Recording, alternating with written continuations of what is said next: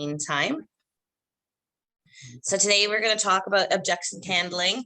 It's good to know how to handle our objections because it gives you an answer right away, so you're not stalled. It helps you get past the no and helps you close more of your appointments, whether it be listing appointments or even with your buyers. They always have objections as well. So we're just going to go over a few to go and help us. I thought it would, something we could cover right now to be practiced. Actually, I should have opened it up first. So give me 1 minute. I was too busy chatting with all you guys. Let me open it up. What are you guys facing as the biggest problem right now for objections? I know our sellers are definitely saying to us, hey, you know what? We're not getting a lot of money right now, right? Like the market's falling.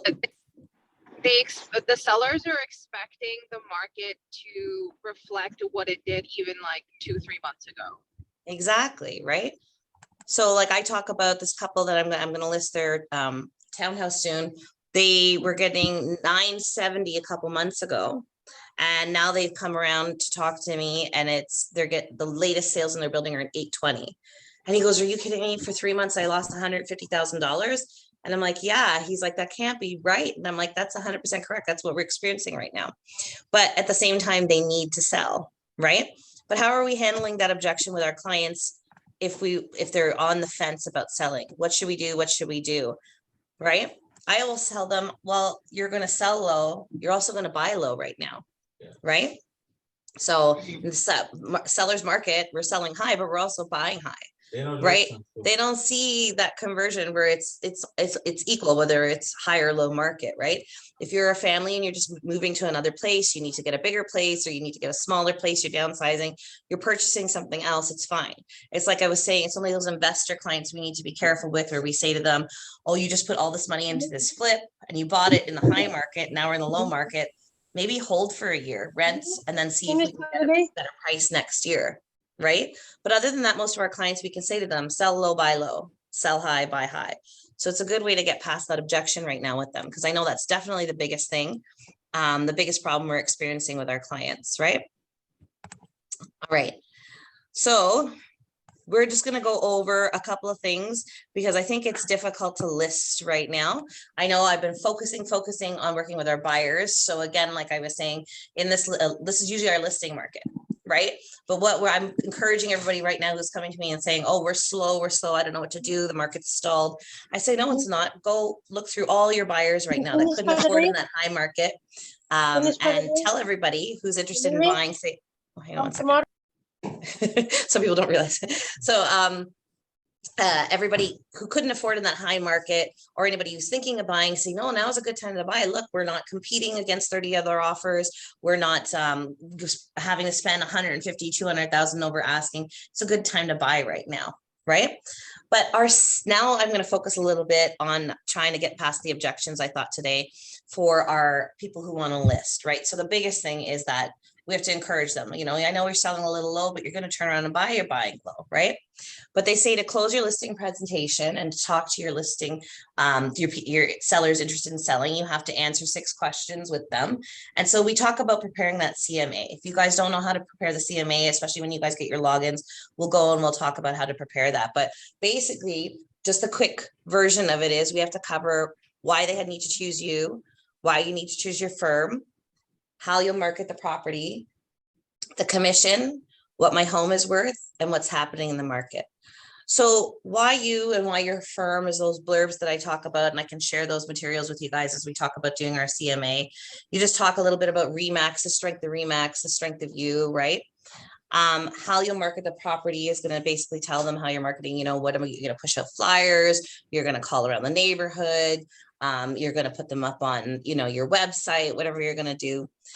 You talk about the commission, and then what the home is worth is where that CMA comes into play from Stratus, and what's happening in the market. So that's your basic listing presentation, right? In a nutshell. But they're going to bring up objections with this, right? And they might have other additional things. So I'm going to go over the most common objections that happen during your appointments. Okay. So most of the time they say, we're going to list with the same realtor, right? So we'll read this and then we'll discuss it. Okay. So you're thinking about relisting with the same realtor. I understand. Thanks for sharing that with me. Can I make a suggestion? Right now, you feel that the same realtor is your best bet, right? Would you like to be certain? I'm merely suggesting a second opinion. Does that make sense? Can I be that second opinion? Great, let's set an appointment. So a lot of times when you're talking to people, they say, well, I'm going to use the same realtor. And I say, that's great, not a problem, but you can use the same realtor. They don't necessarily work in your area. They don't necessarily, market the same way I do. Maybe I could give you a second opinion so you know that the value is there for that realtor. Maybe they're saying it's worth this much. Maybe I'm going to say something else. Could you give me a moment just to have a second opinion with you? Come into your property, have a discussion, and see if I can have a second opinion. Right. So this is, I hope you guys are trying to learn, especially a lot of you who are new, trying to learn how to call around, especially when you see, like I say, when you're driving around and you see people doing renovations on a property, you see a bin on a property, you see someone doing their roof, you see a for sale by owner sign. You should be calling all of these on the regular basis, but also going into the system and checking terminated, expired, and different ways you can try and find listings right now, because I know it's a little bit of a difficult period, right? So then the other biggest thing is, will you reduce your commission? And I actually was laughing yesterday when I was talking to one of the agents from our office, and they said, some client said to me, well, now the prices are down, so you should reduce your commission because I'm getting less for my home, right? Well, we're not doing any less work for this, are we? We're still doing the same amount of work. We're still putting that money forward, taking the pictures, paying our photographers, doing our staging. We pay our insurance. We pay our dues for the year. We have all our marketing material. We got, pushing out all those postcards or whatever we're doing to sell the property, right? But I just found it funny. I just thought that it was really funny that they say, hey, now that you're, the prices are down, are you going to reduce your commission? Yes, Raf, what's up? So I've actually encountered this exact situation like just yesterday. Because I was door knocking, and a family does want to sell their home. But they were right. So we're gonna go over there at the end of the week, like hopefully with listing paperwork and try to work something out.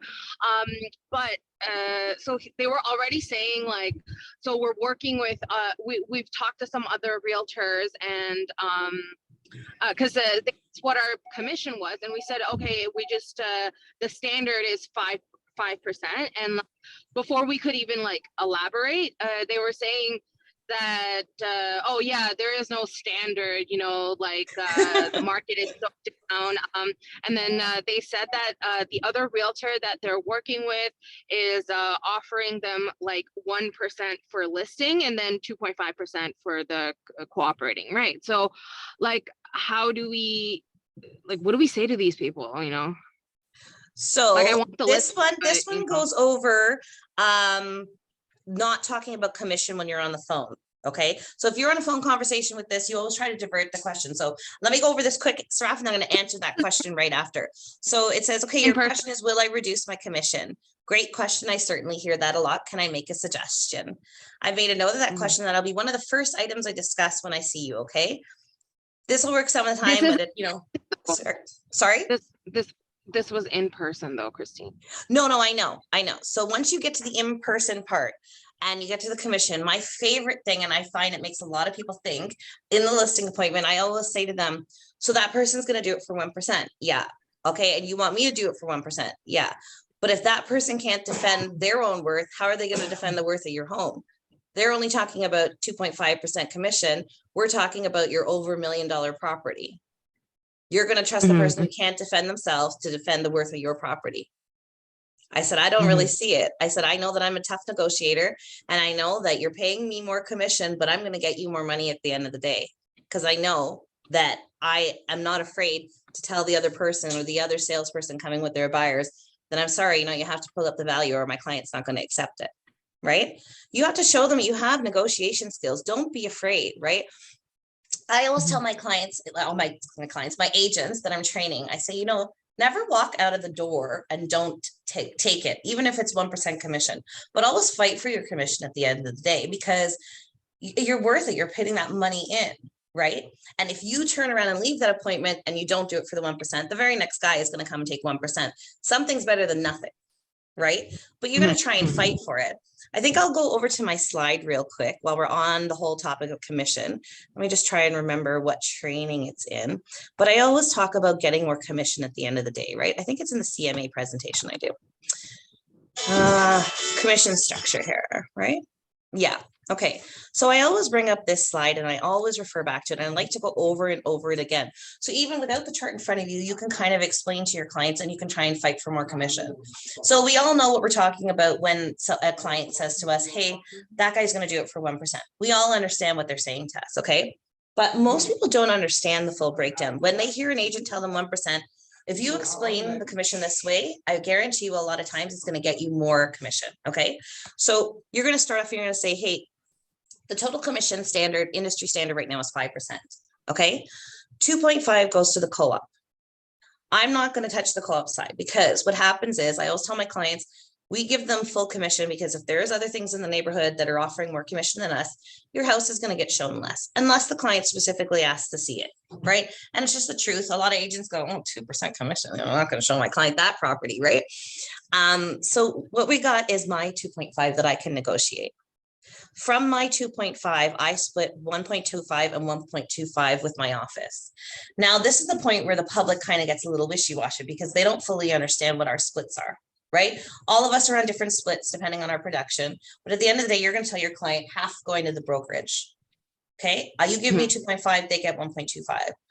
So from my 1.25, you know what? I'm going to do the same as the other guy and I'll do it for 1%. Okay. So what happens at the end of the day is I'm only taking off 0.25.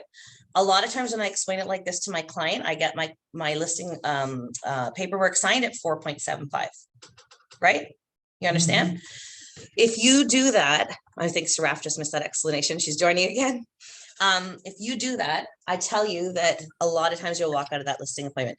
And if they really complain, say, okay, you know what? If that guy's doing it for 1, then I'll do it. I'll even drop a little further and I'll do 4.5 total, right? I'll do it for 0.75 then. Really right? sorry, Christine. I got cut out. For I know I just said, I go, and Saraf just missed that explanation. Really, I was just going over the chart. Now I know you've seen my commission chart before. I thought it was a good time to pull this up when we go over how to get. Yeah, I'll ask about you. I'll go over it later or something. Yeah, how to get your 5%. Did you hear the part where I was talking about, what the punchline is when I'm in person and I talk to those people, I always say to them, if that person can't defend their own worth, how they're going to defend the worth of your property. Right. So that's what you got to say to them. Say, I know I'm good at negotiating. I'm here negotiating with you for my commission. I know that I'm going to negotiate a good value for your property when it comes to bid date or when you get an offer, right, on the table. So don't forget that, I'm not only doing that for you, I'm giving you full service. I'm giving you, pictures, virtual tour, 3D walkthrough, whatever you're including for your listing, right? So you have to remind them of your value that way. And you have to say to them, hey, I'm offering all this value. I'm not the agent. Now you see in my CMA presentation that we'll do again soon for you guys. We always pull it up and I say, I'm an active agent. I'm not a passive agent. I do not sleep until your listing is sold. So I don't just throw it up online and let it sleep. I'm going to do my just listed calls of your neighborhood. Everybody in your neighborhood is going to know that your property is for sale, right? I'm going to blast it on my social media. I'm going to talk in my office about it. I have 130 agents out of my office who all work in this area. I try to encourage the strength of the brokerage too, right? A lot of times when you're in a listing appointment, if you are new, it's hard to say, well, I know what I'm doing, right? But you forget that your strength is the strength of the brokerage. You're allowed to advertise anything that's happened in this brokerage without permission, right? Like other agents outside of the office, you have to get that permission. But you got to look up before you go for your listing appointment. And remember, so Saraf, when you go at the end of the week, see what our office has done. See how active our office has been in that area recently, right? Did we sell something over asking? Did we buy things in the area? You can say we've been really active. Look at all the properties we've bought and sold, right? We're a kind of an almighty we when it comes to the brokerage. Use that to your credit, especially if you're a newer agent and you don't have a lot of sales to kind of go look at all these sales I've had, right? You're allowed to do that. So definitely something that'll help you close those appointments and get over that objection, right? Right. Okay. I thought I lost you again. No, good. I'm good. I was just listening. Okay. I'm going to go back to my objection. Anybody have any questions so far? Is there any other specific objections that you guys keep on coming across? Okay, so a lot of people say we have a friend in the business. This is a really common one. Everybody knows an agent. Everybody has an agent who's a relative. There's so many of us out there. So you have to sit in there and remind them. And it's kind of like, oh, we're going to use the same realtor we were using before. So again, I'll just read it quickly. Okay, so you have a friend in the business. Thanks for sharing it with me. I appreciate it. Can I share something with you that might prevent you from making a mistake? When it comes to the sale of your home, are you looking to sell for the maximum price, or are you trying to do your friend a favor? They'll probably think, I think my friend can sell it for the maximum price. Okay, you think your friend can sell it for the maximum price? Excellent. Can I make a suggestion? Why don't you let me give you a second opinion? If you like what I say, great. If you still think your friend is the best, no problem. At least you'll be sure you use the right realtor. A lot of times when you get in, the idea is just to try to get in front of people. You're not closing any appointments on the phone. No one calls and does their cold calls, and before they get to the appointment, the person goes on the phone. Yeah, great, I'll list with you, right? Your objective is to get in front of the person so you can talk to them, walk around their house, they get to know you. People list with people they like, so you get a good rapport going with them. You're face to face. You're more likely to get a listing agreement signed, right, at the end of the day. So it's always your objective to get in front of that person. All right, so the other realtor said they would charge less. This is exactly what I was talking about, back to the commission again. So it just says here, the other realtor said they would charge less. Is that correct? That's a really good point. Thanks for mentioning that. Can I tell you what makes me concerned? If the other realtor is willing to sacrifice their money so quickly, I'm a little concerned how they'll treat your equity at the offering table. Have you considered that? So this is the exact same thing I was talking about there, where if you can't defend your own worth, how are they going to defend the worth of your property? Obviously, the money in my pocket is more important than the money in your pocket as the client, right? That's what everybody thinks at the end of the day. If I can't defend the money going in my pocket, what's going to make me defend your money, right? You have to show them that you'll fight for that at the end of the day. For sale by owners. So how many people are trying to call for sale by owners? You guys have to be really observant agents, okay? These are good pockets to pull from. Now, your thing is that you're going to hand out 10 business cards a day. You're going to get used to me saying this a lot now, right? Hand out 10 business cards a day. Everybody you talk to, you go get a haircut, you go do this, you go do that, but you're also going to be an observant agent. And when you're driving around, I talk about the bins in the driveway, the people doing their roof, a lot of garbage to the curb. You look for these like signs, right? You're going to go up and knock on their door. For sale by owners, every sign you see, you want to take down that number, or you want to go knock on their door. So a lot of these people for sale by owners, they're not a cold lead, they're a hot lead. You already know they want to sell, so you want to work that angle. And the thing is that there's a perception out there, and I think one of you ladies said it to me just recently, where they were like, oh, you know, you just open the key. I think it was you, Saraf. You just open the key, show me the house, and you get all this money. You get 2.5, right? Or you just throw the listing online and you get 2.5, right? For sale by owners have this perception where they're like, I'm going to save the commission and I'm going to put it up in a deed, right? And you wonder why they're thinking that. And then after a week, you realize they get bombarded by calls online. They're trying to make all the appointments, everybody wanting to see this property. And they realize that our job is, and they're not even doing the half of it. They haven't even got to the paperwork and the clauses yet. And they're exhausted. So call these for sale by owners. You'd be pleasantly surprised. You might think they're, oh no, they want to sell on their own, but you've got to talk to them. And have you had a lot of showings? Yeah, I've had tons. Oh my God, it's so exhausting. And you haven't had any offers. I wonder why that is. You haven't had any offers, but you had lots of showings. Whatever conversation you're going to get into with them, right? And you want to get in front of them. So again, we'll go over this quickly and then we'll talk about it a little more. Okay, so the most common objection with a for sale by owner is they don't want to pay the 2.5 and the 2.5, but they'll say, because they don't have a listing agent to pay or a co-op, they'll say, bring me a buyer and I'll give you 3%, right? Which I think is so silly. So it says here, okay, if I bring you a buyer, you'll pay 3%. Is that correct? Thanks for the opportunity. I appreciate it. Can I make a suggestion? I would love to be in a position to speak intelligently to my buyers about your property. When would be the best time for me to come by? So you're saying, okay, you're going to give me 3%. Great, but I haven't seen your property. Let me come see your property. Let me speak intelligently about it. Then I can see which buyers it suits. It gets me in front of this person. But further to this, which I find often works, is I get in front of this for sale by owner and I say to them, so you're willing to offer me 3% if I bring your buyer? Yeah. Okay. So if I were to list your property, now these for sale by owners are going to be hard to push for more commission. So normally I say, well, for 3.5%, 0.5 more, you can pay 2.5 to the co-op and you can pay 1% to me. So you're actually getting representation. I'm used to the legalese and the clauses in all of these documents. I'm used to negotiating back and forth. It's very silly for you to pay more than a co-op is used to. So normally we only get 2.5 to represent the buyer's interests and pay nothing towards your interest. Nobody's representing your interests in this transaction. How does that make sense? And they, you know, they kind of give a second thought. These people are thinking, I'm saving the money, I'm saving the money. But what happens if you get caught in some kind of clause that they've written and that you're not used to seeing down the road? That buyer agent that you're paying 3% for, more than industry standard, you're now paying them more to just represent the other party and not yourself. You're not putting any money to represent yourself, to protect yourself, right? It makes sense when you put it to people in this perspective, because then they realize, oh, I guess I am, right? They think they're being, oh, I'm so smart, I'm only paying 3% now instead of 3.5 or 4.5 or whatever this agent's going to take, right? You have to remind them it's like one of the biggest transactions you make in your lifetime, buying or selling a house. Not a lot of transactions are this big, right? Except for real estate. So at the end of the day, why won't you put that little bit of money towards representing yourself, protecting yourself at the end of the day? Because a mistake in the agreement could cost you a lot more in the long run, right? So that's a good one to get past the for sale by owner.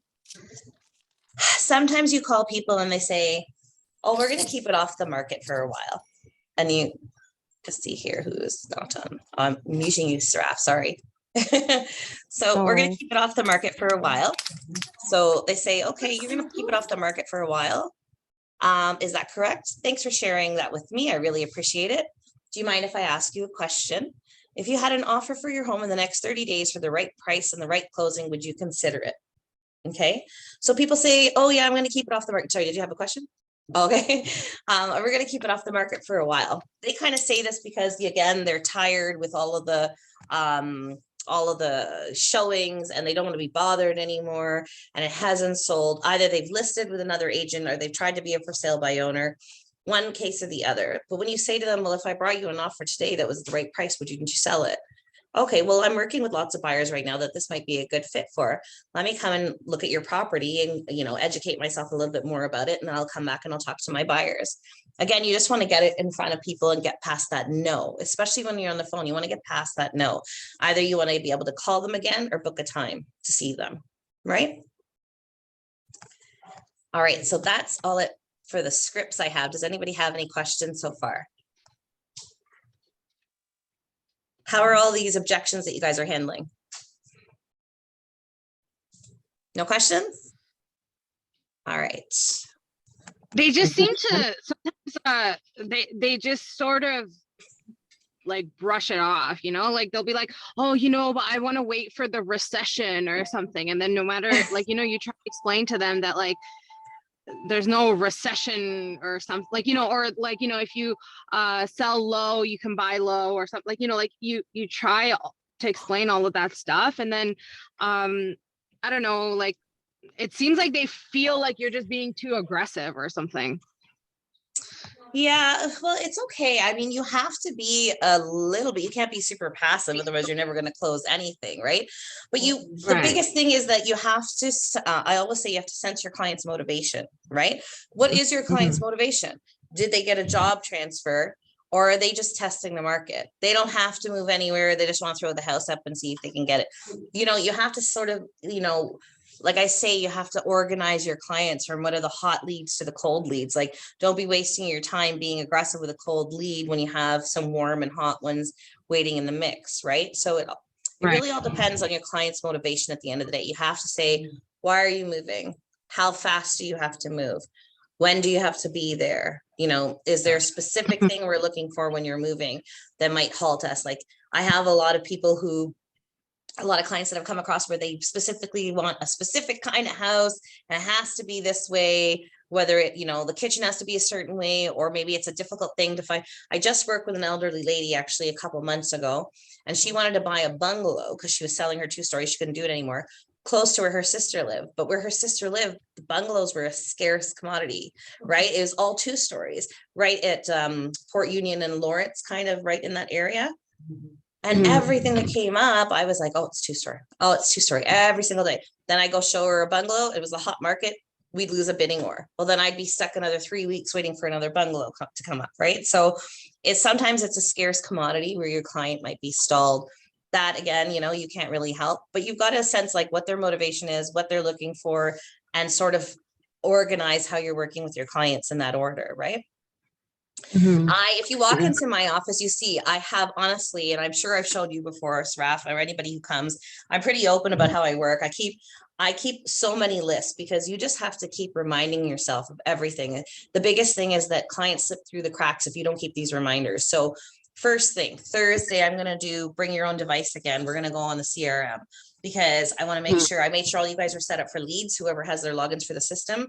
But on top of that, we have to use the CRM because you're going to put constant reminders in for yourself.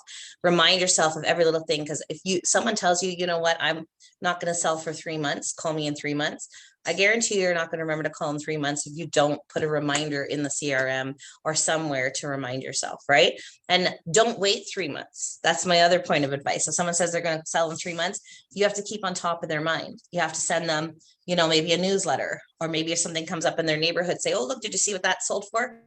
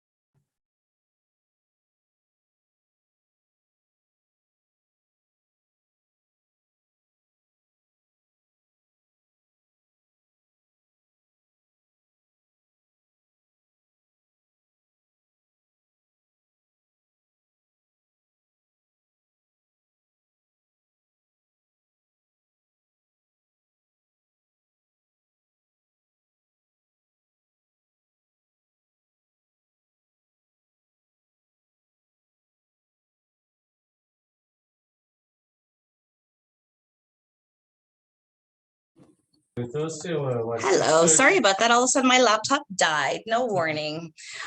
Yeah, so I was just going on about talking about the motivation for your clients and sensing it and sort of filing them. But I was also saying that Thursday evening, I'm going to do in-person training again to go on the CRM. So you guys know how to set reminders for yourself.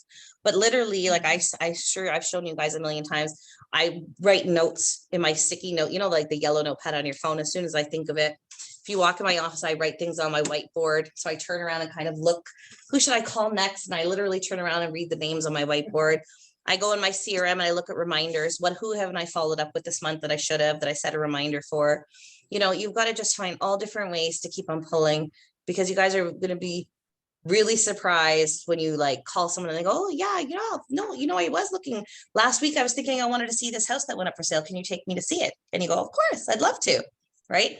But it's your follow-up and your effort. So like, I always keep on saying, you guys are going to get sick of my snowball analogy, but you got to push that snowball. You know, it's really hard to get it going, but once you get it going, it'll keep on rolling, but you got to keep on pushing it. Real estate's like that, you know, don't get into the thing. A lot of people say to me all the time, oh, it's wonderful being a real estate agent. You get to, you know, work your own hours and take all your days off, but it's true, but you're going to get out of it what you put into it. You have to be organized enough to say, well, if I work 9 to 5, I'm going to make as much as a person who works 40 hours a week. Right. And I'm not saying you have to work yourself to the bone, but I'm saying that's the effort you're going to put in. You have to keep that mindset. You want to make more money, you have to put more time. You have to call more leads. You have to call more clients. You have to go through your center of influence. You have to do more showings, right? You got to show to sell. You guys hear that before? You got to show to sell. If you're not showing, you're not going to sell any houses. You're not going to buy any houses if you're not showing any, right? You guys got to be out there working. So it's really easy. You know, on Monday, I don't feel like working and I'm tired today. Let me take Monday off. Well, but you better book some things to do on Saturday then, because you still want to work, right? Unlimited earning potential, as long as you're putting the effort forward for it, right? So yeah, absolutely, right? We don't have a cap on our income. There's no limit. There's no limit on our income. Like you said, it's well organized, well polished. Yeah. It's the way you speak, the way you say, Mhm. convince the buyers or sellers to buy through you or sell for you. Mhm. Absolutely right, 100%. And organization is key, definitely. Scheduling, we'll talk a little bit about scheduling, especially with your newer agents. And I'm not saying like you have to stick to it, but it just gives you a structure to your day so you know what you're doing. You don't come in the morning to the office and go, okay, I don't know what I'm doing with myself. You have to say like 9 to 11, I'm going to come and I'm going to do some prospecting calls. Maybe I book time with Christine 11 to 12 because like I want to, it's like we were talking about setting up your Facebook page, right? And learning how to do that. Something that's going to help your business every day, a little something, right? And it's going to get the ball rolling. I was thinking of setting up an acting school here. An acting school, that'd be great. Where you were the solid and under. Okay, so I was just going to say to you, Huh? you laugh at this, but this is why what I've been missing on Zoom. So I've been training for like over 10 years, and at the other office, and anybody who was at the other office there, I know Saraf was with me. I miss the in-person training because we used to do that. We used to do role playing, we used to call it. I give everybody scripts and dialogues, and I say, give each other a hard time because it gets you past that, I don't know what to say when I'm on the phone with the client, right? So you go back and forth, and I say, well, I'm sorry, I want to list with my cousin. You know what I mean? And what would you say to that? And back and forth, this is how you go. So that's why I'm trying to bring back in-person sessions a little bit, especially those Thursday evenings. You know what I mean? Because it's more, I'm able to help you guys. Like, it's great. Everybody can join Zoom. I know people's schedules are busy. I can record them. I can send them to you guys, but we should have some component where you guys are in and I can sort of help you a little more hands-on, right? Because it's better that way than you listening to me drone on for an hour every week, right? So Thursdays, bring your own device. Come sit down. We're going to do CRM this week. I know we were supposed to do it last week, but I completely forgot. It collided with my schedule because my daughter's graduation was last week. So yeah. So this week we're going to do the CRM. We'll sit down, we'll log you in. And hopefully you guys have logins by then. If not, you can just sort of see how it is. But we can also work on your other stuff. Like if you have your logins for Stratus or anything, then we can get into there as well. So yeah. You're talking about the Launchpad, right? Yeah, well, Launchpad, they're phasing out. So I've been logging everybody into remax.net, but same thing as Launchpad. Yeah, we're Lead Street, Lead Street. Yeah, I'm registered. Yeah, exactly. We're gonna go in there and do that this week. But So nowadays, a lot of spam leads for me actually. A lot of spam leads. A lot of what? Sorry. Spamming. Yeah. Those are not real leads. They are like, yes, before they are. I've shown a lot of people properties. No, I used to get a lot of nice leads, but then off late I get fake leads. Yeah. So are you getting more fake leads from homes.connect or Lead Street? Lead Street. Okay, are you Homes.connect also I used to get. Before I used to get a Homes.connect as well, but now it's only the Lead Street. Yeah. Nowadays not. You should be getting both in tandem. You know what I mean? Like you should be getting Homes.connect and Lead Street if everything's set up in your back office well. Yeah, maybe I'll come this Thursday to see how it goes because I find they're good qualified leads. Like I've shown people, like $1.4 million properties, and then you also get lease leads on them, all different kinds of leads. That's correct. Yeah. Yeah. I'm not denying that, but then. And especially if you have a listing up, the Homes.connect does a good job of funneling more of the online inquiries to you directly, right? So, yeah. Very good. Well, next time you're in, I'm going to log into your thing just to make sure it's all set up. Yes. We'll log in real quick. Okay. Sounds good. Everybody else good there online? The only thing is now when you work with the buyer, right now the prices are going down. Like when the appraisals are going down. Yeah. When you put an offer yesterday, and then you would have given like 10K, 20K more, and then after 2 weeks you see the price dropping down. I know. Everybody be careful with your offers right now. Don't go crazy. Even if there is a bid date and there's a couple other offers you're against, you got to make sure your clients are having that money to close right now, because all the appraisals are coming in like super low, like stupid low. Like I honestly was talking to my mortgage guy the other day and I said, is the bank doing this on purpose in anticipation of something? Because it's ridiculous how low the appraisals are coming in.